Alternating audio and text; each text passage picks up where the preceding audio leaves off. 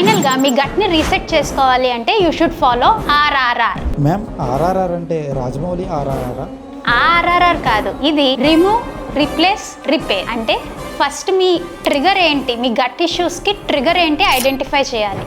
తర్వాత first remove, ఆ ట్రిగర్ని remove చేయాలి. ఇంకా స్ట్రెస్ని కూడా రిమూవ్ చేయాలి. Next replace with healthy alternatives, healthy life style changes.